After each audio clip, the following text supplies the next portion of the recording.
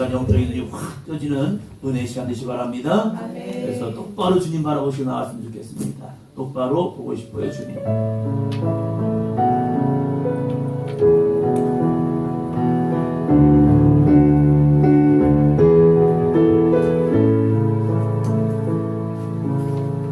똑바로 보고 싶어요, 주님. 온전한 눈짓으로 똑바로 보고 싶어요, 주님. 켰는지 하긴 싫어요. 하지만 내 모습은 온전치 않아. 세상이 보는 눈은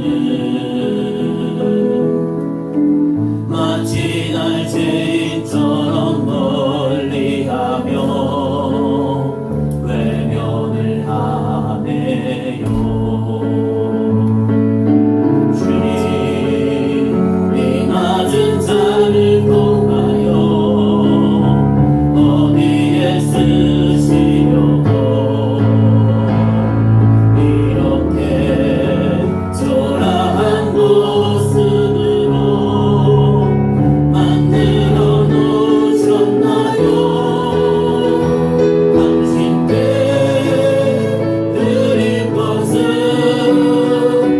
사모하는 이 마음뿐. 이 생명도 달라시면 십자가에 놓겠으니 머물 뿐인 그 신 속에 장빛을 심게 하시고 가시 뿐인 세상 속에 미랄로 썩게 하소서. 똑바로 걷고 싶어요. 똑바로 걷고 싶어요, 주님. 온전한 몸짓으로 똑바로 걷고 싶어요. 똑바로 걷고 싶어요, 주님. 기름도 하기 싫어요. 하지만 내 모습은 온전치 않아. 세상이 보는 눈은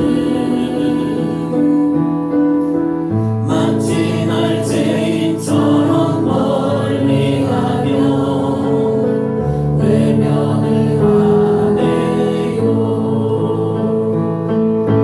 주님, 이 낮은 자를 통하여 어디에 쓰시려고 이렇게 초라한 모습으로 만들어 놓으셨나요? 당신께 드릴 것은 사모하는 이 마음뿐. 이 생명도 달라시며 십자가에 놓겠으니 허물 뿐인 그 신 속에 장빛을 심게 하시고 가시 뿐인 세상 속에 미랄로 썩게 하소서. 하나님 아버지 감사합니다. 오늘 이렇게 21일 말씀과 기도에 귀한 시간을 열게 하시고 이 오전에 사랑하는 우리 모든 귀한 성도님들 주 앞에 나와 예배하게 하시고 함께 말씀을 들을 수 있는 시간 주심을 감사합니다.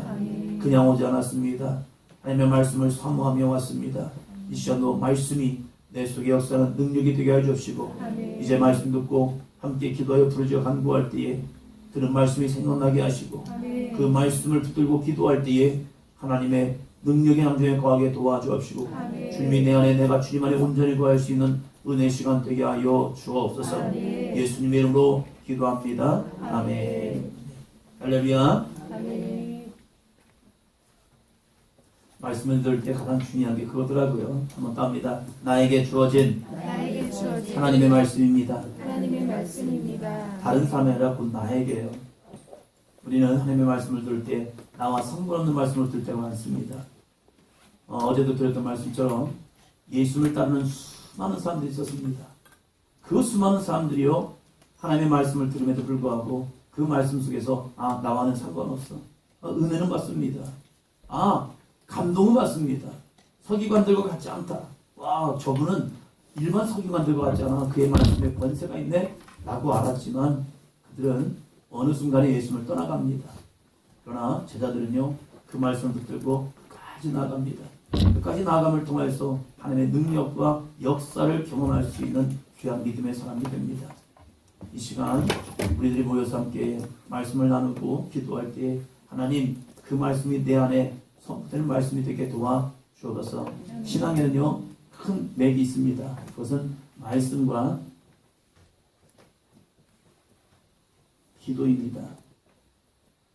그러면 우리에게 행함이 이어집니다.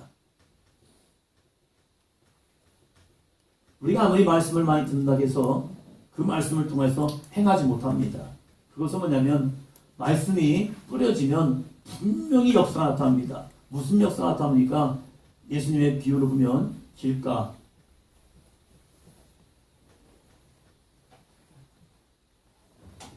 돌밭, 가시밭, 좋은 밭. 근데 이 길가에 떨어진 것을 보면요 성경은 예수님 우리에게 분명히 말합니다. 뭐가 와서 말씀을 먹지요? 새들이 와서 먹습니다. 길가에 뿌려진 씨앗들은요 새가 와서 이 길가에 뿌려진 씨앗을 확 먹어버린다는 겁니다. 그래서 아무리 말씀을 들어도요 이 사람에게는 어떠한 역사가 나타나지 않습니다. 어떠한 능력이 나타나지 않아요. 말씀은 분명히 능력입니다. 말씀은 분명히 빛입니다. 요한복음 1장에 보니까 말씀이 곧 하나님이시다. 말씀이 곧 예수 그리스도다. 말씀은 빛이다. 그 빛이 들어올 때 어둠은 떠나간다. 떠나갑니다. 물론 좋은 말씀이 떠나는 통해서 분명히 그 사람도 듣습니다. 맞아. 그런데 이 말씀이 새들이 와서 콜딱 먹어버리니까요 어떠한 역사가 나타나지 않습니다. 돌밭 마찬가지죠. 이 돌밭은요 싹은 올라왔다는 겁니다. 싹은 올라왔지만 중요한 게 있습니다. 이 빛이 햇빛 같은 게 강하게 내리침을 통해서요 이 싹이 곧 말라 죽습니다. 가시밭도 마찬가지였죠. 가시밭도 싹이 올라와서 자라납니다. 그런데 이 가시들이 그 기운을 죽이는 겁니다. 세상의 염려와 근심과 걱정에 사로잡히다 보니까 말씀은 들었다니까요. 그래서 내 안에서 올라와요. 무언가 올라옵니다. 그런데 그 올라온 걸 통해서 자라나서 열매까지 못 맺는 겁니다.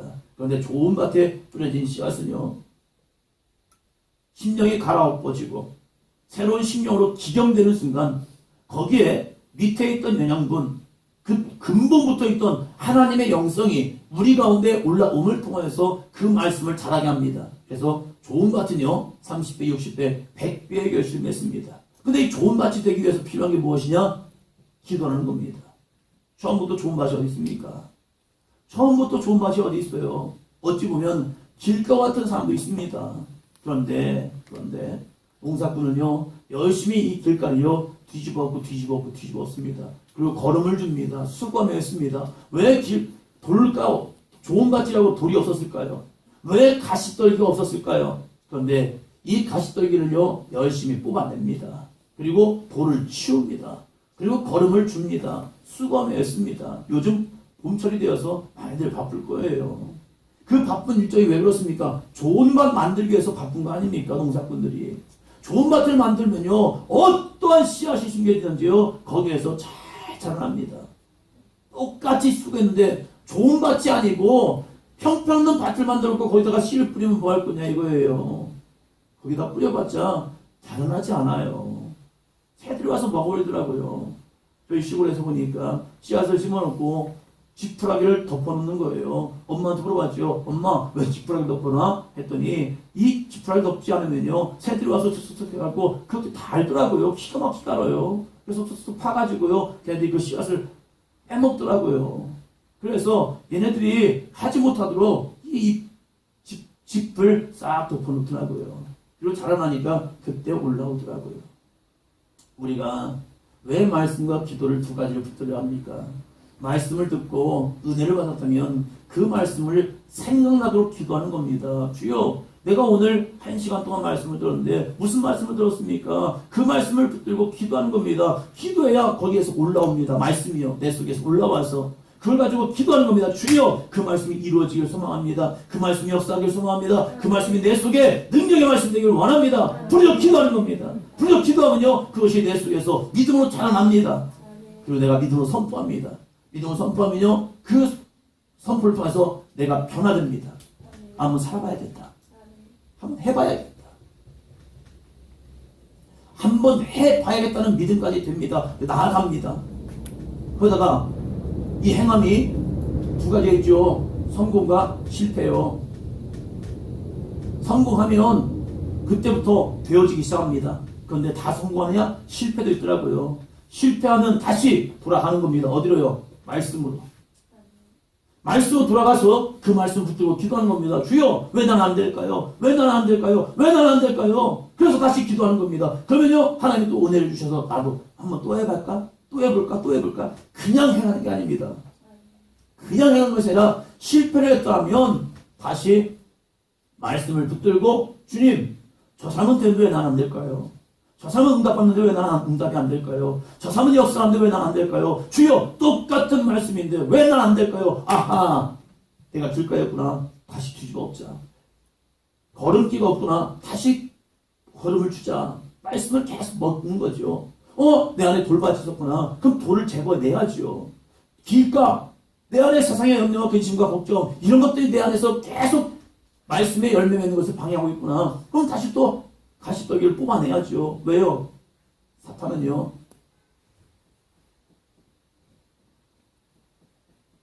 사탄은요 나로 열매 맺지 못하도록 가라지를 뿌려놓는데요. 그래서 이 가라지를 빼는 수고, 이것이 또다시 말씀과 기도로 나가는 거라니까요. 에이, 어제 들은 말씀, 똑같이 또 하는 겁니다. 또 하고. 그래서 이번에는 21일 동안은 달려보자는 겁니다. 할렐루야. 그래서 우리가 행할 때에 하나님의 말씀과 권세가 어떻게 내 안에 능력이 나타나는가 보려고 합니다. 오늘 2일째입니다. 2일째는 오늘 주제를 한번 또 정해봤습니다. 회복인데, 전체적인 회복인데, 오늘은 회복하기 위해서 필요할 것이 무엇일까?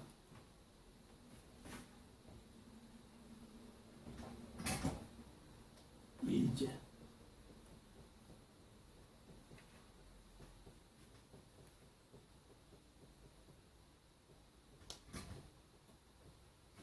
다시 한번 읽습니다. 시작. 신앙은 선택이다. 네, 신앙은 선택이다. 이 선택의 주제를 가지고 함께 말씀을 나누겠습니다. 창세기 1장 2절입니다.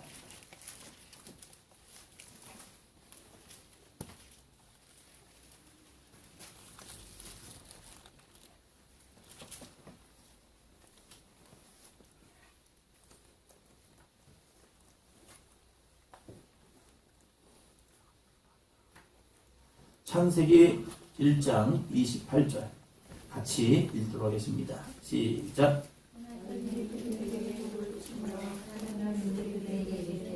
생육하고 번성하여 땅에 충만하다. 땅을 정복하다. 바다의 물고기와 하늘의 새와 땅에 움직이는 모든 생물을 다스리라 하시니라. 아멘. 하나님께서 엄청난 우리에게 복을 주셨습니다. 그 무지막지하고 엄청난 복이 뭐냐면 생육하고 번성하고 땅에 충만하고 그리고 정복하고 다스리는 복. 이 5가지의 복을 주셨습니다. 5가지 복이 뭐죠? 생육, 번성, 충만, 정복, 다스림. 이것은요 누구나에게 하나님에게 주어진 복입니다. 하나님께서 인간을 만드시고 그 인간을 그냥 이 땅에다 대놨으면 우리 인간은 죽습니다. 왜냐하면 환경과 여건과 모든 이 자연 만물 속에서 인간은요 약한 존재입니다. 너무 약한 존재입니다. 태어나자마자 할 수 없는 존재가 인간입니다. 병아리들은요 알을 깨고 나오는 순간부터 그때 지들이 먹기 시작합니다. 자기들이. 송아지는 태어나면서부터 기가 막힌 게요. 태어나면 구은지 집사님, 송아지가 태어나는 순간 겨다닙니까? 그러면요 서죠. 걸어다녀요. 오, 신기하더라고요. 그 큰 송아지가 걸어다닙니다. 강아지도요 태어나자마자 이 눈은 감고 있지만 얘네들이 걸어다닙니다. 그래가지고 엄마 젖을 찾아서 갑니다. 지금. 근데 인간은요 너무 약해요. 태어나면요 아무것도 할 수 없는 거예요. 자기가 할 수 있는 건 아무것도 없습니다. 엄마가 돌봐주지 않으면요 얘는요 버려진 상태면요 그냥 죽습니다. 인간은요. 사람은 너무 약합니다. 인간은 어느 정도 클 때까지도요 이 옆에서 뭔가 고난이 오면요 클 겁니다. 죽습니다.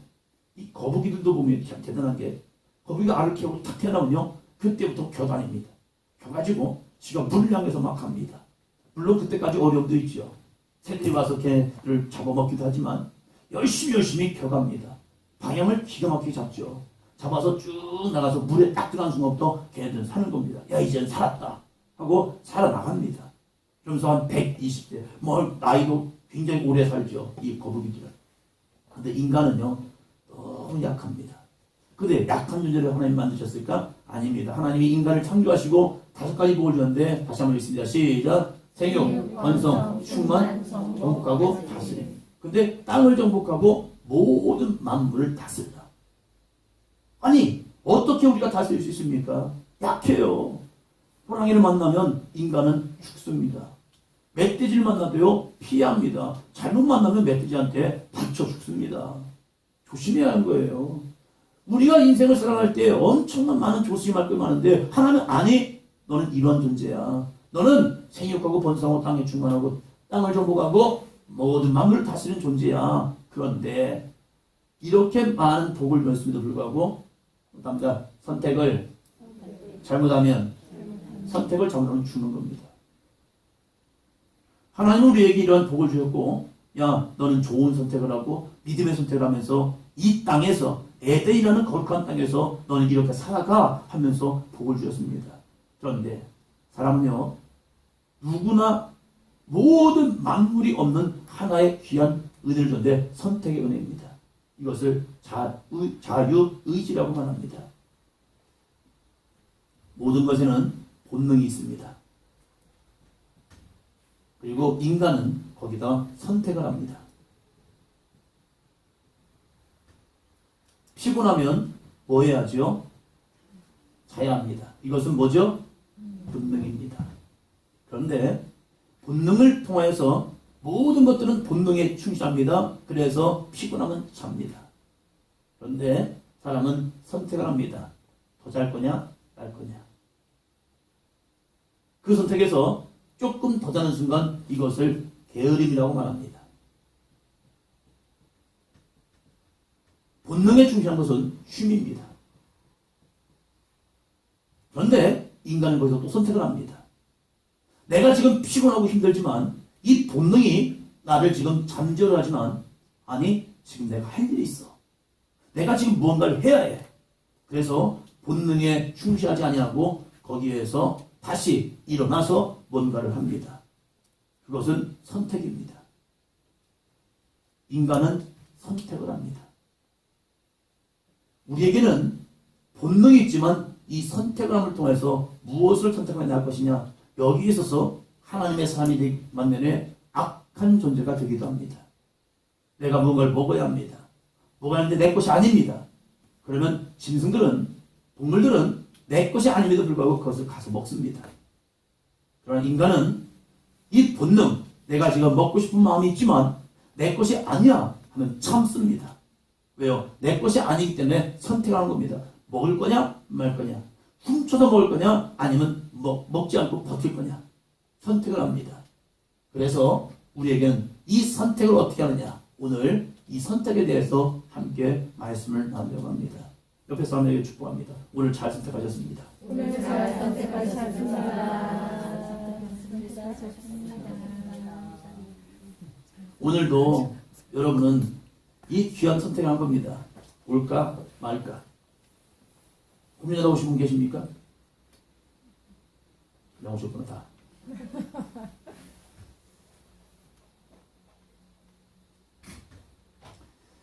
올까 말까? 저녁에 갈까? 에이 그냥 낮에 갈까? 저녁에 갈까? 저녁에 또 가야 하는데 낮에 쉴까? 하는 분도 있었겠죠. 우리는 선택을 하는데 이 선택에 있어서 하나님을 기쁘시게 하는 선택이 있고 하나님을 기쁘시게 하는 선택이 있다는 겁니다. 마태복음 4장 2절로 4절입니다. 마태복음 4장 2절로 4절.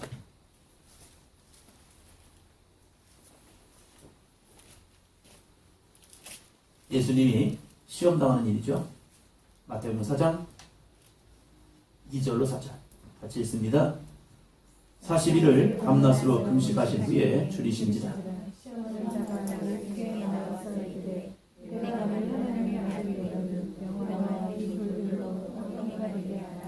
예수께서 대답하여 이르시되 기록되었으되 사람이 떡만 살 것이 아니요 하나님의 입으로부터 나오는 모든 말씀으로 살 것이라 하였느니라 하시니. 예수님이 40일 동안 금식하셨습니다. 와, 40일 일반인들 잘못하면 죽는다는 40일입니다.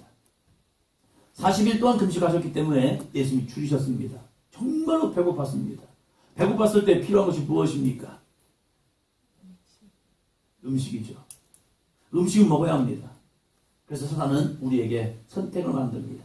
야, 내가 하나님의 아들이냐? 근데 왜 줄이고 있어? 왜 배고픔이 있어? 너 하나님의 자녀라면서. 그런데 왜 하나님의 자녀가 금식하고 있어? 왜 줄이고 있어? 왜 배고파 있어? 풍요로워야지. 하나님이 너에게 복을 줬잖아. 무슨 복이요? 생육 번성 땅에 충만 정복과 다스리는 복. 그런데 왜 네가 금식함을 통해서 왜 줄이고 있는 거야? 그래서 너 지금 배고프지? 네가 만약 하나님의 아들이었던 돌이 떡이 되게 하라. 돌? 떡. 왜요? 줄인 모습에서 이 줄임을 해결할 수 있는 방법이 무엇이냐? 선택을 해야죠. 예수님께서도. 그 선택의 모습 속에서 야 돌이 떡이 되게 한번 해봐. 하나님의 네가 아들이거든. 이러한 질문을 가지고 이 사단이 들어옵니다. 들어올 때에 이것은 단순히 예수님이 돌이 떡이 되게 할 수 있을까요? 못할까요? 할 수 있을 거예요. 할 수 있습니다. 왜요? 하나님께서는 이스라엘 백성들에게 이슬같이 내리는 그 이슬 같은 걸 통해서 만나를 통하여 그들을 먹이셨습니다. 40년 동안 그들에게 줄이지 않게 하셨습니다. 그런데 이들은 예수님은 40일 동안 줄이고 있는 겁니다. 그럴 때 사단은요, 야, 네가 하나님의 아들이라면서 아들인데 왜 줄이고 있어? 우리의 삶에도 이러한 선택이 오지요. 야, 너 하나님의 아들인데 왜 자녀인데 왜 질병 속에 있어? 너 하나님의 아들인데, 너 하나님의 자녀인데 왜 가난 속에 있어? 왜 문제 속에 있어? 왜 환난 속에 있어? 하면서 우리를 유혹합니다.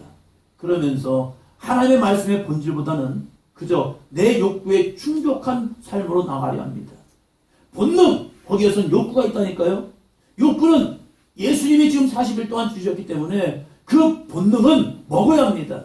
먹어야 하기 때문에 돌이 떡이 되게 만들면 됩니다. 그런데 예수님은 본능을 선택하지 않습니다. 예수님은요, 말씀을 선택하는 겁니다. 나 하나님의 자녀인 거 네가 모르냐? 알고 있잖아. 그런데 너는 나에게 이 본능을 선택하게 만들지만 아니 나는 선택할 거야. 무엇을요? 하나님의 말씀을요. 그러면서 하시는 말씀이 무엇입니까? 야, 사람이 떡으로만 사는 것이 아니야. 사람이 떡 없으면 어떻게 됩니까? 죽는 거 맞아요. 떡을 무시하는 게 아니라니까요. 떡은 좋은 겁니다. 떡은 있어야 합니다. 그런데 더 중요한 것은 하나님의 입에서 나오는 모든 말씀입니다. 왜요? 떡은 어느 순간에 우리를 죽습니다. 죽음이 옵니다. 아무리 좋은 떡을 먹고 아무리 좋은 환경에 살고 아무리 건강하게 산다 할지라도 인생은 죽는 겁니다. 그런데 말씀은요, 뭐죠? 영원합니다. 말씀은 우리에게 뭘 줍니까? 영생을 줍니다. 지금 말씀이 육신이 되어신 예수님께서 오셔서 지금 이 땅에 하나님의 말씀을 선포하려 함에도 불구하고 사단은 우리에게 야, 너 신앙생활하면 잘 돼야지. 잘 되는 게 나쁜 겁니까? 신앙생활 하면서 여러분의 인생이 잘 되는 게 나쁜 겁니까? 좋은 겁니까? 좋은 거지요. 신앙생활 통해서 여러분 부자 되시기 바랍니다. 할렐루야. 아멘. 그 좋은 거 아닙니까? 좋아야죠. 교회가 부흥하는 거 좋은 겁니다. 그러나 목적이 변질되는 거예요. 예수님이 이 땅에 오신 목적이 돌이 떡이 되게 함을 통해서 이 땅의 굶주린 영혼들 먹이기 위해서 온 게 아닌 거예요. 교회는 사회봉사단체가 아닙니다. 교회는요, 말씀을 선포하고 그 말씀을 통해서 죽어가는 영혼들에게 영생을 주는 장소가 되어야 합니다. 그런데 어느 순간에 교회의 변질을 바꿔버립니다. 야, 좋은 일 해야지. 구제해야지. 교회가 나누고 베풀어야지. 틀린 말이 아니라니까요. 맞아요. 그러나 본질을 희석시키면 안 되는 거예요. 사단은 지금 예수님이 이 땅에 오신 본질, 이 본질을 흐트러버린 거예요. 뭘 통해서요? 선택을 하는 겁니다. 무슨 선택이요? 돌이 떡이 되게 하는 것. 이거 좋은 거라니까요. 나쁜 게 아니에요. 돌이 떡이 되는 것. 예수님이 하셨잖아요. 오병이어의 기적을 통해서 보리떡 5개와 물고기 2마리 가지고 5,000명을 먹이는 거, 그건 있어야 합니까? 있지 말아야 합니까? 현실에서 있으면 안 돼요. 왜냐면 그건 잘못된 옷으로 된다니까요. 내가 하나 쓰고 하고 10개를 얻으면 하면요, 이거 좀 거짓된 거예요. 근데 예수님이 필요하시니까 한번 해주신 거예요. 왜냐면 그들이 굶주려서 가다가 지진해서 쓰러질까봐 걱정되시니까 하시는 거예요. 매번 하지 않아요. 그런데 왜 사탄은 돌이 떡이 되게 만들느냐? 네가 온 모습을 통해서 많은 사람들이 메시아됨을 보여주기 위해서 돌이 떡이 되게 하면 사람들이 이 예수 그리스도를 통해서 대단히 막 쫓아다닐 겁니다. 그런데 그들은요, 말씀을 쫓아가는 것이 아니라 떡을 쫓아가는 인생인 거예요.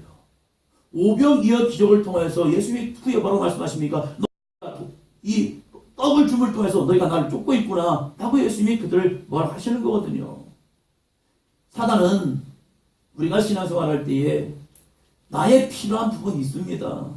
질병당한 자에게는 건강의 모습이 필요하고요. 그리고 상처당한 사람에게 상처의 치유가 필요합니다. 그리고 돈이 없는 사람에게 돈도 필요해요. 가정에 불화가 있는 사람들은요, 가정의 회복도 필요한 거지요. 그런데 사단은요, 그거만 해결되면 끝나는 줄 압니다. 우리에게 야, 그거 끝났으니까 그건 된 거 아니야? 너 이제 가난하다가 부자 됐잖아. 그러면 끝나는 거 아니야? 그래서 지금 한국교회가 다 교인들이 떠나가잖아요. 왜요? 복 달라고 기도했잖아요. 잘 되라고 기도했잖아요. 잘 됐잖아요. 지금 뭐 경제적 지표로는 3만 달러 시대가 되었다고 얘기를 합니다. 그렇게 많은 부를 누렸습니다. 그러니까 더 이상 우리가 기도할 이유가 없잖아요. 왜요? 돌이 떡이 됐으니까. 사단은 우리에게, 많은 사람들에게 지금 기도하는 목적이 무엇이냐? 나의 필요 충족이요. 필요 충족이 되니까 그때부터는 더 이상 필요가 없네. 그래서 주님을 떠나는 거죠. 근데 예수님이 뭐라고 말씀합니까? 아니, 나는 돌이 떡이 되게 온 게 아니야. 나는 하나님의 말씀을 선포함을 통해서 그 말씀을 통하여 우리에게 죽음에서 영생으로 바뀌는 거룩한 삶을 증거하기 왔다는 겁니다. 그럴 때 너는 무엇을 선택할 것이냐? 여러분은 무엇을 선택하며 주님 앞에 나옵니까? 우리가 주님 앞에 기도할 때에 어떠한 선택을 가지고 주여 내 삶, 내 자녀, 내 문제, 내 가정, 이런 문제만 가지고 기도한다면 우리는 여기서 머무는 시간밖에 되지 않는 거예요. 우리 떡이 되어가는 것, 기적이 일어나지요. 우리의 삶에 이런 능력이 나타나지요. 그런데 말씀이 없으면 영생은 없다는 겁니다. 그래서 예수님께서 야, 내가 사람이 떡으로만 살 것이 아니요 하나님의 입에서 나오는 모든 말씀으로 살 것이니라 하였느니라 라고 말씀합니다. 이 말씀이 어떻게 없으면 어떻게 되느냐? 창세기 3장입니다. 말씀이 없으니까 이렇게 신앙이 변질됩니다. 창세기 3장 1절로 6절입니다.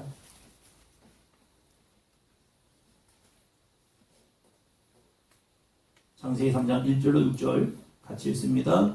그런데 뱀은 여호와 하나님이 지으신 들짐승 중에 가장 강교하니라. 뱀이 여자에게 물어 이르되 하나님이 참으로 너희에게 동산 모든 나무의 열매를 먹지 말라 하시더냐. 예, 사탄은 우리에게 기묘하게 찾아와서요, 우리들과 하나님과의 관계를 파괴합니다. 이것은요, 뭐냐? 오해하는 거. 사람과 사람과의 관계가 파괴되는 사건은요, 오해를 시킵니다. 오해하게 만듭니다. 하나님께서 인간을 만드실 때 5가지 복 다시 한번 합니다. 시작. 생명, 원성, 충만, 정복, 다스림. 예, 이런 5가지 복을 주셨습니다. 그래서 하나님께서는 에덴에서 충분히 살아갈 수 있는 은혜를 줬습니다. 거기서만 있었으면요, 정말로 우리는 어떤 부족함 없이 생육, 번성, 땅의 충만, 정복하고 다스리는 복을 누렸을 겁니다. 그런데 이 사단은요, 하와에게 찾아와서 하나님을 오해하게 만듭니다. 야, 하나님이 너희에게 동산 모든 나무의 열매를 먹지 말라 하시더냐? 동산 모든 나무의 열매를 먹지 말라 하시더냐? 아니, 먹으라 했잖아요. 선악을 알게 하는 나무의 열매를만 먹지 말고 모든 열매를 다 먹으라. 근데 사단은 아니, 너희에게 동산 모든 나무의 열매를 먹지 말라 하시더냐? 라고 말합니다. 그럴 때에 말씀이 변질되니까요, 하와가 이렇게 말합니다. 2절, 3절. 여자가 뱀에게 말하되 동산 나무의 열매를 우리가 먹을 수 있으나 동산 중앙에 있는 나무의 열매는 하나님의 말씀에 너희는 먹지도 말고 만지도 말라 너희가 죽을까 하노라 하셨느니라. 아멘. 동산 나무의 열매는 우리가 먹을 수 있다. 맞아요, 거기까지는. 그런데 3절에 보면 이 말씀이 자기 안에서 잘못된 해석을 합니다. 하나님의 말씀을 그대로 받아들인 하와가 아니라 자기 나름대로의 해석을 해버리는 거예요. 그것이 무엇입니까? 동산 중앙에 있는 나무 열매는 하나님의 말씀에 너희는 먹지도 말고 만지도 말라 너희가 죽을까 하노라. 먹지 말라고 했습니다. 그런데 먹지 말라고 한 말씀 속에 만지도 말라 너희가 죽을까 하노라. 지금 예수님은 말씀을 이 땅에 선포하게 해서 오셨는데 사단은 예수님을 또 이렇게 변질시켜버립니다. 이 땅에 오신 목적을 흐트러버리는 거예요. 그래서 돌이 떡이 되게 하라. 지금 하와에게도 마찬가지입니다. 하와에게 찾아와서 야, 하나님을 오해시키는 거예요. 오해하니까 거기에 말씀이 내 안에 확실히 붙잡지 아니니까 흔들리잖아요. 흔들리니까 뭐라고 말합니까? 만지도 말라. 그리고 너희가 죽을까 하노라. 그걸 덧붙여버립니다. 하나님의 말씀은 있는 그대로 내가 받아들이고 내가 그 말씀을 붙잡고 나가는 겁니다. 할렐루야. 아멘. 이것을 내 선택이라고 말합니다. 나는 지금 어떻게 선택하고 있는가? 선택을 잘하면요, 하나님의 말씀을 선택을 잘하면 그 사람은 복 있는 사람이 됩니다. 그러나 하나님의 말씀을 잘못 선택하면요, 그 사람은 저주의 인생이 됩니다. 성경은 분명 우리에게 복을 주었습니다. 그러나 이 하와가 하나님의 말씀을 오해함을 통해서 잘못 선택하기 시작하는 거예요. 사단의 음성을 듣기 시작합니다. 하나님의 말씀을 드려야 할 이 하와가 사단의 말을 듣고 그때부터 조금씩 하나님에 대해서 오해를 시작합니다.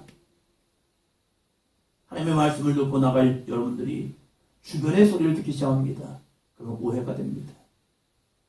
목사의 설교를 들을 때도요, 하나님의 말씀을 통해 잘 들어야하는데 내 생각과 주변의 사람들의 이야기를 듣으면서 이것을 변질시켜버립니다. 그래서 목사님이 이렇게 오해해버리는 경우도 있습니다. 그게 아닌데. 설교를 듣다가도 오해도 하고요. 말씀을 듣다가도 오해도 하고요. 성경을 내가 읽다가도 오해합니다. 그러나 그 잡념을 다 이기고 그 말씀 중심에 한번 들어가 보시기 바랍니다. 하나님은 사랑입니다. 하나님은 사랑인 거예요. 그런데 야, 하나님 왜 선악과를 먹지 말라니까? 이거 사랑이 아니야. 다 하게 했어야지. 아니, 안 하게 하는 것도 하나님의 은혜입니다. 그런데 사단은요, 야, 하나님의 사랑이 있는데 왜 이 선악과를 만든 거야? 하면서 내 마음을 흔들어 버립니다. 그 흔들 마음 속에 들어가기 시작하면요, 그래, 하나님이 잘못된 거 아닙니까? 아야, 선악과를 만들지 말지. 왜 만들어서 우리에게 이런 선택을 하게 만들어? 그럼 선택이 없는 것이 은혜입니까? 매번 기계처럼 똑같은 일을 똑같이 하는 게 은혜입니까? 아니거든요. 하나님은 우리에게 무지막지한 은혜를 주는데 그건 선택이라는 그런 은혜였다는 겁니다. 그 은혜를 통해서 내가 복을 선택할 것이냐 저주를 선택할 것이냐 이것은 우리의 선택이란 겁니다. 그 선택 인간에게만 주어진 특권이란 겁니다. 그 특권이 나쁜 겁니까? 아니에요. 그 특권을 잘만 가져주면요 우리는 영생하도록 얻는 은혜와 복을 누릴 수 있습니다. 그래서 시편은 우리에게 시작을 하면서 야, 너 지금 복을 선택하고 있어? 너 지금 저주를 선택하고 있어? 이것을 우리에게 말하고 있습니다. 시편 1편입니다. 무엇을 선택할 것인가? 시편 1편.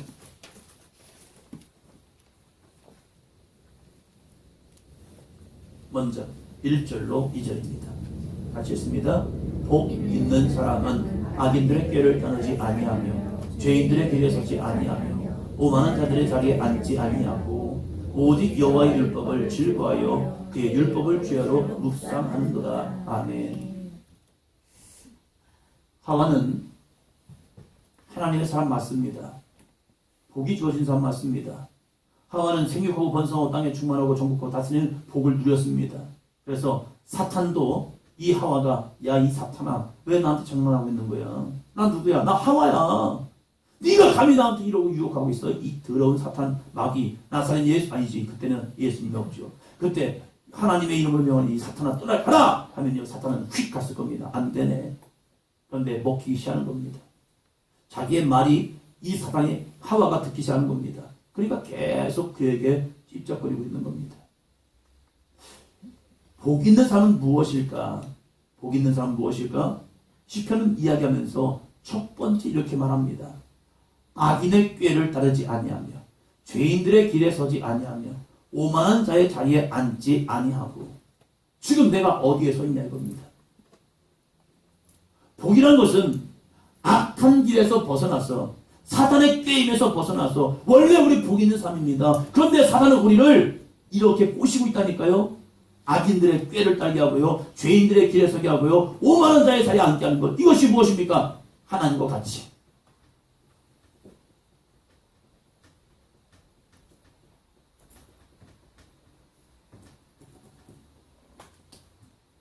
하와에게 찾아와서 야 네가 하나님과 같이 돼. 네가 하나님이 돼. 네가 하나님의 자리에 올라가. 이게 뭔데요? 악인들의 꾀거든요. 죄인들의 길이거든요. 오만한 자의 자리거든요. 그 자리에 사단이 하와에게 유혹하고 있는 거 아닙니까? 야 네가 하나님이 되라.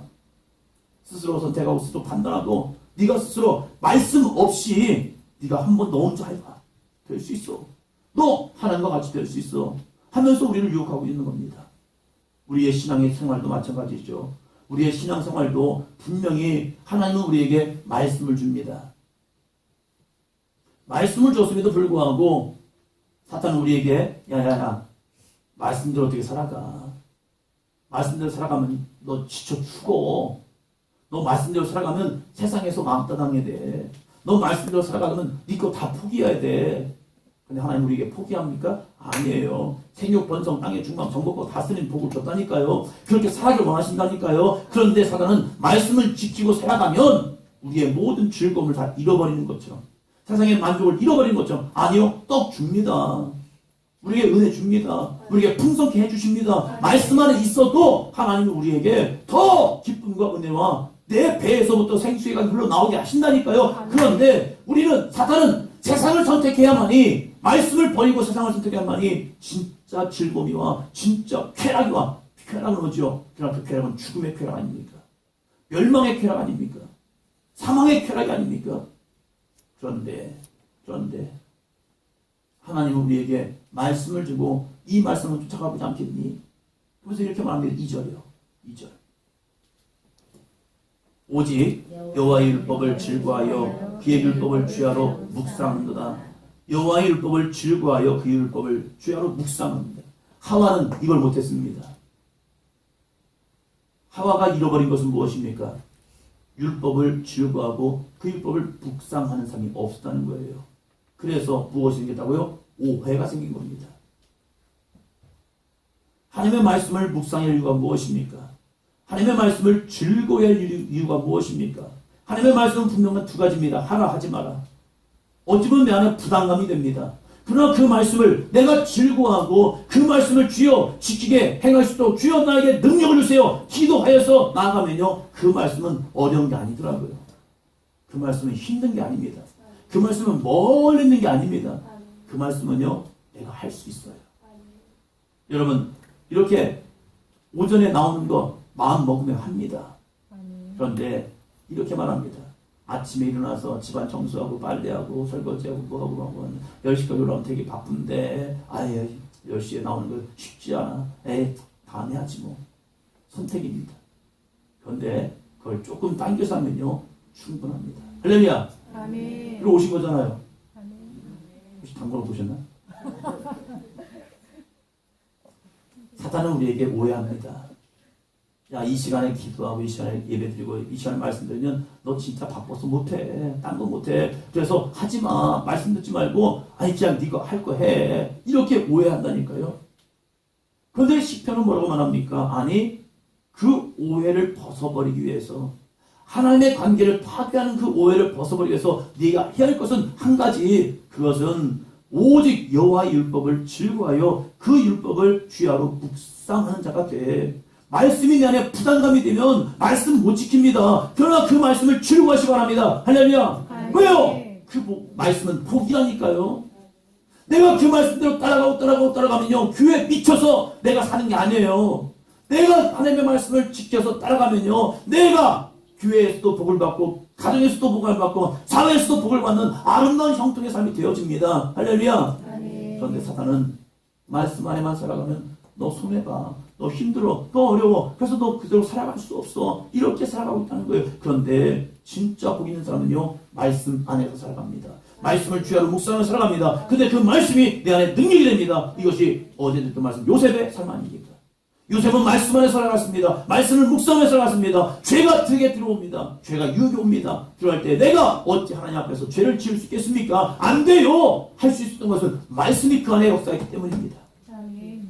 만약에 요셉의 삶 속에 말씀이 없었더라면요 그러게 내가 살 수 있는 방법은 이거밖에 없다. 내가 살 수 있는 방법은 보디발의 아내한테 빌붙어서 그의 사랑을 받으면서 그가 주는 사랑을 먹고 그가 주는 양식을 먹고 그가 주는 것을 통해서 그는 아유 종살이 이렇게 끝내자 해야 합니다. 그런데 요셉이 선택한 것은 말씀입니다. 하나님 앞에서 거룩하라. 하나님 앞에서 거룩하라. 그러니까 그가 고백하지 않습니까? 내가 어찌 하나님 앞에서 죄를 지을 수 있겠습니까? 안 돼요. 안 돼요. 하나님이 보고 계신데 어떻게 합니까? 안 돼요. 그러면서 끝까지 말씀을 따라갑니다. 그랬더니 그에게 뭐가 왔죠? 저주가 옵니까? 마지막은 복이죠. 왜요? 하나님이 함께함을 통하여 그가 옥에 갇히지만 성경은 말합니다. 그가 형통하게 되었다. 아멘. 그는 저주를 받아서 멸망이 아니라 그는 옥에 갇혔지만 옥에 갇힌 그의 삶의 성경은 그가 형통의 복을 얻었다는 겁니다. 내가 하나님의 말씀을 지켜서 나락에 떨어진다 할지라도 내가 하나님의 말씀을 지킴을 통해서 내 사업이 망가진다 할지라도 내가 하나님의 말씀을 지킴을 통해서 내가 건강 잃어버린다 할지라도 그건 형통입니다. 왜요? 마지막 구원이 우리에게 있기 때문입니다. 아멘. 그러나 하나님의 말씀을 떠나서 내가 뭔가 되어졌습니다. 순간에 행복할 수 있습니다. 그러나 영원한 멸망과 저주로 빠지면요 그건 복이 아니라 저주였다는 겁니다. 하나님의 말씀 힘들까요? 많은 교인들에게 물어봅니다. 하나님의 말씀을 지키는 것 힘든 일입니까? 지난주에 제가 물어보고 충격받았습니다. 잘 물어봐야겠다. 새벽에 힘드십니까? 말을 안 하시는 거예요. 힘들다는 얘기잖아요. 그래서 말 물어보지 말아야지 이제 생각했습니다. 그런데 그게 정말 힘든 일일까? 힘든 일일까? 힘든 일일까? 저에게도 나름 힘든 일이 주어지는 것 같습니다. 근데 저희 아버지가 저희한테 준 교육이 뭐냐면 힘들지 않은 거야 이거. 저희 아버지가 한 달에 2번 쉬었다니까요. 2번 쉬면서 노가다 일을 하셨습니다. 근데 저희 아버지는 집에 오셔서 하시는 말씀이 항상 그 말이었습니다. 야, 이렇게 일할 수 있는 게 있다는 게 얼마나 좋은 거냐. 아빠가 일할 수 없으면 어떻게 너희를 가르치겠느냐. 그래서 아빠는 이렇게 일하는 게 너무 좋다. 감사하다. 그래서 저희 아버지가요.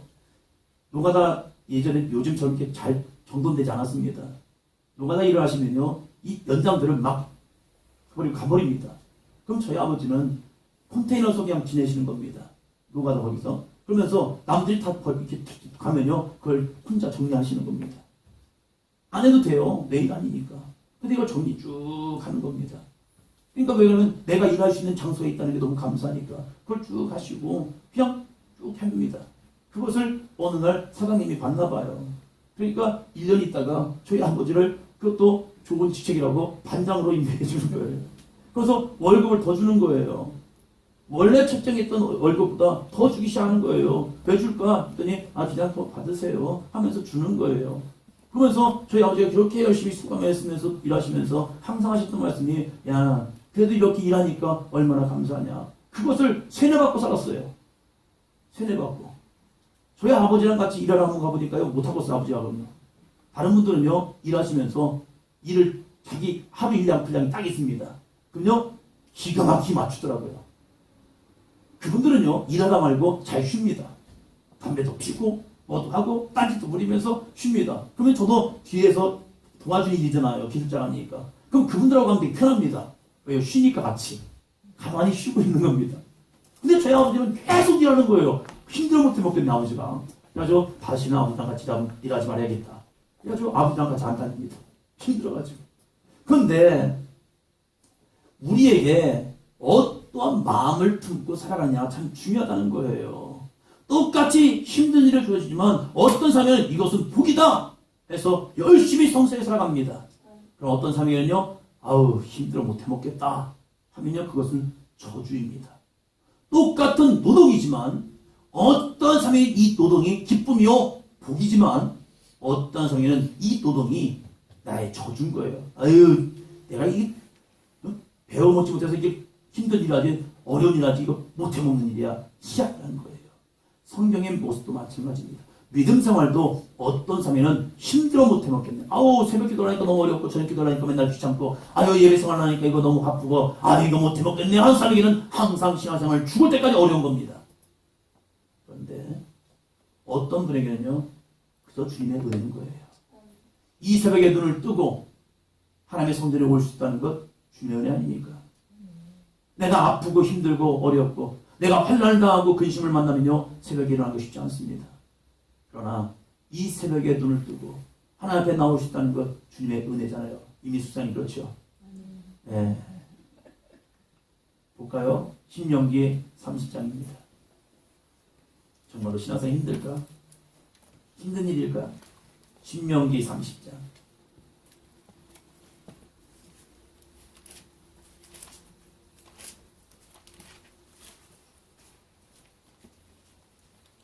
11절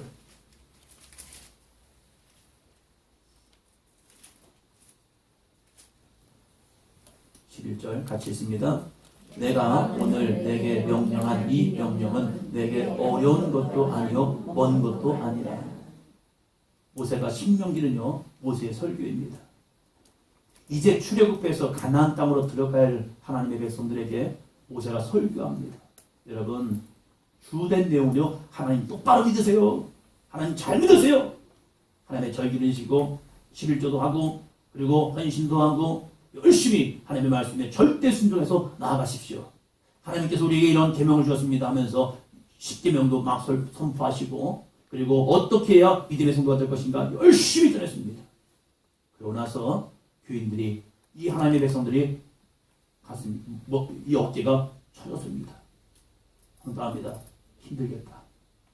따라오시기 바랍니다. 힘들겠다. 가슴이 이 어깨가 축 처진 겁니다. 그러니까 이 모세가 복의 길을 이야기하면서 여러분 하나님의 길이 힘드십니까? 어렵다고 생각하십니까? 고객 권사님 믿음의 길이 어려울까요? 네. 그런데 이 모세가 백성들 향해서 똑같이 말하는 겁니다. 백성들의 눈빛을 쭉 보니까 설교를 쭉 하고 나서 보니까 이들의 마음속에 하나님은 따르는 건 참 어려워. 참 힘들어. 그럼 나는 뭐 가지고 살지? 나는 무슨 기쁨 가지고 살지? 나 이 기쁨이 있어야 하는데 술 먹던 사람들은 술 끊는 게 얼마나 힘든데요. 왜요? 술 맛이 있잖아요. 그죠? 안 드셨나요? 그 즐거움이 있습니다. 화투하던 분들은요. 화투의 즐거움이 있습니다. 우리 이영자 선생님 보니까 점심 때 잠깐 기다리면서 점심 먹고 기다리면서 핸드폰 하시길래 뭐 하시나 봤더니 화투하고 계시더라고요. 지금 하시네. 그 짤막한 기다림 속에서 그 핸드폰에서 화투하고 계시더라고요. 화투가 얼마나 재밌는데요. 날 새는 줄 몰라요. 공부하기는 싫어도요. 화투장은 갖고 있으면 재밌는 거예요. 안 해보신 분 모르시죠? 무지 재밌습니다. 그러니까 사람들이 카지노에 가서 하는 거예요. 자기가 갈 때는요 좋은 차 끌고 가고요 올 때는 걸어와도요 그 차 맡기고 와도요 또 가는 거예요. 또 미치니까요. 그 즐거움에.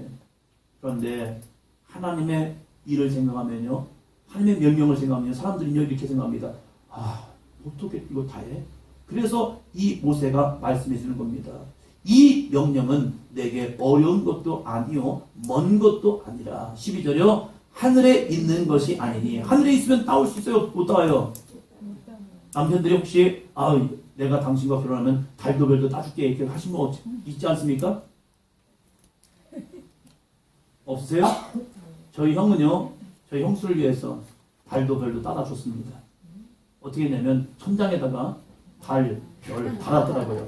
그래서 밤에 불을 딱 끄면요, 이 천장에 달별이 떠 있습니다. 야광 그걸로 해가지고 하셨더라고요. 야, 우리 형 멋집니다. 그런데 말씀해 보니까 하늘에 있는 것이 아니요 내게 이르기를 누가 우리를 위하여 어디에요? 하늘에 올라가서 그의 명령을 우리에게 가지고 와서 우리에게 빌려 행하게 하려 할 것이 아니요. 하나님의 말씀은 하늘에 있어서 내가 거기까지 올라가서 따는 게 아니라는 겁니다. 13절이요. 같이요? 이것이 바다 밖에 있는 것이 아니니 내가 이르기를 누가 우리를 위하여 바다를 건너가서 그의 명령을 우리에게로 가지고 와서 우리에게 들려 행하게 하려 할 것도 아니라. 바다 밖에 있어서 내가 열심히 배를 타고 노를 저어가서 힘들어 죽겠다 해가지고 가서 바다 밖에 가서 그 하나님의 명령을 가지고 오는 것도 아니라는 거예요. 하늘에 있는 것도 아니고 바다 저 멀리 있는 것도 아니라는 거예요. 하나님의 말씀은 어디 있는데요? 너무 쉬워요. 14절 오직 그 말씀이 내게 매우 가까워서 어디에요? 내 입에 있대요. 그리고요? 내 마음에 있은즉 네, 이어서요? 내가 이를 쓸 수 있느니라. 입과 마음이래요. 하나님의 말씀에 행함은요, 하나님의 말씀을 지킬 수 있는 것 첫째 입입니다. 입으로 선포한 겁니다. 한번 답니다. 나는 21일 동안 할 수 있습니다. 믿음으로 선포하는 겁니다. 그리고 마음을 다잡는 겁니다. 그래, 우선순위를 여기에 두자. 삶의 우선순위, 바쁜 우선순위 여기에 두자. 아니, 목사님 바쁜 일이 있고 어려운 일인데요. 그럼 그거 시간 늦추면 되잖아요. 오후 시간으로 만들면 되잖아요. 내가 다른 사람과 약속할 때 이것을 우선시 두고 내가 지금 21일 동안 4월 20일까지는 내가 바쁘니까 오전은 바쁘니까 오후에 나를 만납시다. 오후에 뭘 하겠습니다. 라고 마음만 먹으면 되는 일들이에요. 그런데 사단은 아니 이때 놓치면 너 큰일 나. 너 이거 안 하면 너 큰일 나. 그래서 사단은 우리의 마음속에 큰일도 아니기도 불구하고 큰일처럼 여기게 만듭니다. 하나님의 말씀을 지키는 것도 마찬가지입니다. 하나님의 말씀을 순종해서 복을 얻는 것도 하늘 위에 있어서 내가 올라가서 어떻게 따요 그걸? 바다 밖에 있어서 그 밖에까지 어떻게 가서 그걸 가져옵니까? 못 가져와요. 하나님의 말씀은 그렇게 어려운 것이 아니라는 겁니다. 하나님의 말씀은 내 입으로 시인하고 내 마음으로 우선순위를 두면 모든 말씀은 지켜 행할 수 있다는 겁니다. 할렐루야. 누가 은혜를 주심을 통해서요? 하나님의 은혜가 있음을 통해서요. 하나님께서 모든 것을 우리에게 가능케 하신다는 겁니다. 그런데 사단은 너 안 돼. 너 안 돼. 옆 사람에게 한 겁니다. 너 안 돼. 이것은 사단의 소리라는 거예요. 하나님을 오해하게 만든다니까요. 그런데 하나님은 뭐라고 말합니까? 내게 능력 주신 자에서 내가 모든 것을 어떻게 해요? 할 수 있대요. 이것은 내가 불가능한 것을 가지고 도전하는 게 아니라 하나님의 말씀을 가지고 내가 살아갈 때에 나에게 능력 주시는 자 하나님이 나와 함께함을 통해서 하나님의 말씀을 지켜 행할 수 있도록 능력을 주신다는 겁니다. 그래서 믿음은 내 각오가 아니라 하나님의 은혜라고 어제 말씀드렸습니다. 아멘. 내가 십자가의 길을 가는 것은요 내 각오로 가면 무너집니다. 사단은 무너지게 만듭니다. 네가 할 수 있어. 네가 해. 그래서 무너지게 만들고 만약에 그것을 십자가를 졌다 할지라도요 마지막에 이렇게 말합니다. 내가 이루었다. 자기가 하나님이 됩니다. 교회도 마찬가지예요. 교회도 우리가 이루면요 어느 순간 우리의 공력이 나옵니다. 그래서 모든 것이 하나님의 은혜입니다 라고 써놨지만 그 속에는 이렇게 써놨습니다. 박재영이 했고 오흥욱 전사가 했고 신은혜 전사가 했고 그래서 이 모습 속에 자기들을 심어놓습니다. 그리고 어느 순간에 자기를 이렇게 만듭니다. 이 교회요 제가 한 거예요. 왜요? 우리의 힘과 능력이 되었다고 생각하기 때문에 사단은 네가 하지 말고 하나님이 하지 말고 네가 해서 한다니까요. 그런데 하나님의 말씀을 지키는 것은 너무나도 쉬워요. 내 입으로 뭐하고요? 선포하고 마음으로 뭐하면요? 믿으면 입으로 선포하고 마음으로 믿으면 무엇도 이루어지죠? 구원도 이루어집니다. 하나님의 말씀을 지키는 것도 하나님의 말씀을 이루는 것도 내 입으로 시인하고 마음으로 믿는 것. 여기까지가 진짜 힘듭니다. 여기까지 되는 것이 진짜 어려워요. 사람들이요, 입을 한번 시인해 보세요. 입으로 선포해 보세요. 닫습니다. 안 합니다. 마음이 열리지 않았기 때문에 그래요. 찬송하고 예배하고 기도하고 다시 해봅니다. 자, 마음이 열렸습니까? 마음이 열렸습니까? 마음이 열리면요, 입이 선포됩니다. 그러나 마음이 열리지 않으면요, 입으로 선포하지 않습니다. 돌아가시는 분에게도 입으로 시인하여 구원이 이루어진다. 마음으로 믿고 입으로 시인하여 구원이 이루어진다. 함에도 불구하고 입을 닫습니다. 듣기는 듣습니다. 고백하세요. 시인하세요. 안 합니다. 그럴 때에 하나님 다시 기도하는 거죠. 예배하는 거죠. 찬송하는 거죠. 말씀을 선포해 주는 거죠. 그리고 나서 당신 입으로 마음으로 믿고 입으로 선포하십시오. 하면요, 어느 순간 열립니다. 몰라서가 아닙니다. 내 마음을 닫고 있기 때문입니다. 그래서 누군가는 이 마음을 열어야 합니다. 우리의 말씀 순종도 마찬가지입니다. 우리는 선택합니다. 신앙은 분명히 선택입니다. 그 선택에서 내 입을 어떻게 선포할 것이냐. 그렇답니다. 나는 안 돼요. 이렇게 입으로 선포하잖아요. 그 사람 안 됩니다. 내 마음으로 나는 안 돼. 나는 못해. 나 같은 사람이 뭘 해. 이렇게 내 마음으로 믿잖아요. 그 사람 다 안 됩니다. 그러나 하나님이 주신 말씀을 의지하여 기도하면서 주여 내가 입술로 선포하겠습니다. 내 안에 있는 근심, 걱정, 저주는 떠나갈지어다. 내 안에 있는 악한 사단마귀 역사는 떠나갈지어다. 내 안에 악한 생각은 떠나갈지어다. 믿음으로 선포합니다. 그런데 기가 막히게요. 내가 믿음으로 선포하는 순간 사단은 움찔한다니까요. 사단은 그 소리를 듣습니다. 그리고 그 소리에 반응합니다. 왜요?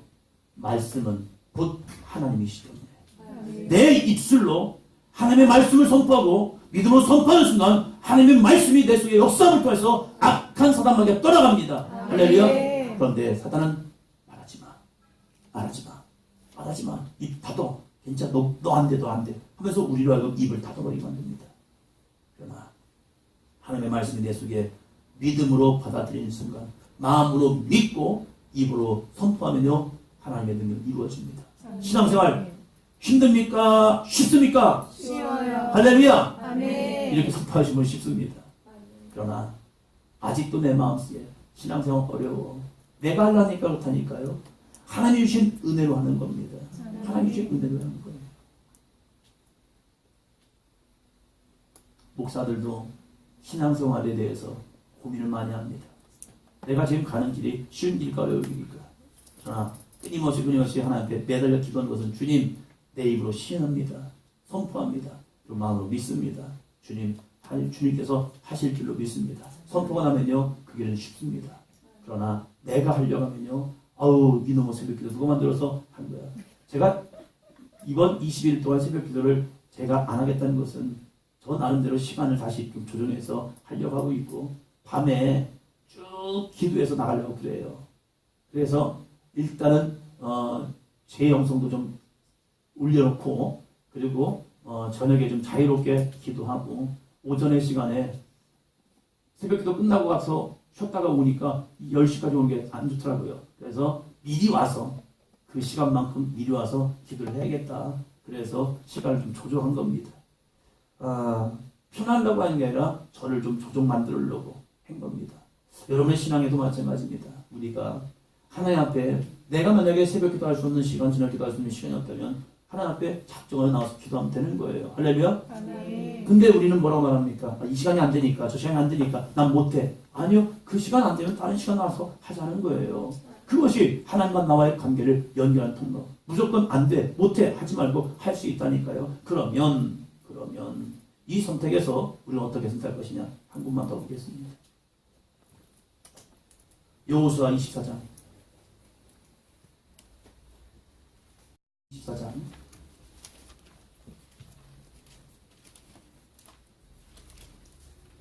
14절로 15절.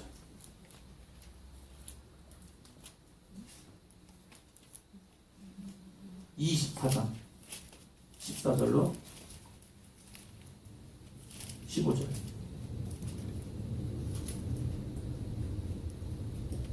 그렇죠? 그러므로 이제는 여호와를 경외하며 온전함과 진실함으로 그를 섬기라. 너희의 조상들이 강 저쪽과 애굽에서 섬기던 신들을 치워버리고 여호와만 섬기라. 만일 여호와를 섬기는 것이 너에게 좋지 않게 보이거든 너희 조상들이 강 저쪽에서 섬기던 신들이든지 또는 너희가 거주하는 땅에 있는 아무리 족속의 신들이든지 너희가 섬길 자를 오늘 택하라. 오늘 나와 내 집을 여호와를 섬기겠노라 하니. 아멘. 여러분 21일 동안 이 말씀과 기도회를 통하여서 여러분 진짜 내 안에서 있는 많은 잘못된 생각들, 이성의 생각들, 세상의 관념을 좀 내려놓으시고 그걸 버리시고 14절 말씀처럼 이제는 여호와를 경외하며 하나님을 두려워하시 바랍니다. 하나님 무조건 좋은 하나님 아닙니다. 잘못하면 책정하시고요. 믿음 없으면 멸망입니다. 무서운 하나님이에요. 내가 믿음이 없이 신앙생활하다가 마지막 주님 만나면요. 야, 내가 너를 도무지 알지 못하니까 끝내요. 에이, 구원해 주시겠지. 천만의 말씀입니다. 목사라는 직책을 가도요. 하나님은 심판하시겠대요. 대제사장님에도 불구하고 하나님이 심판하시잖아요. 아론의 자녀들도 잘못된 분양 불을 가지고 와서 불을 피우니까 싹 죽여버리잖아요. 하나님은 경외할 줄 알아야 합니다. 하나님 앞에 두려워할 줄 알아야 합니다. 그 경외함을 가지고 또 말씀하니까 온전함과 진실함으로 그를 섬겨라. 그 온전함과 진실함이 무엇일까? 이것은요, 한 가지 선택의 기준이 있습니다. 갈라디아서 1장 10절. 갈라디아서 1장 10절. 여기까지 오늘 보겠습니다. 갈라디아서 1장 10절.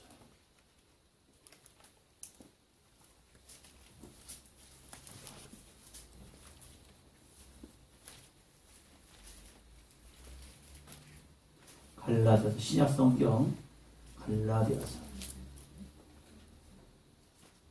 302쪽 갈라디아서 1장 10절 같이 합니다.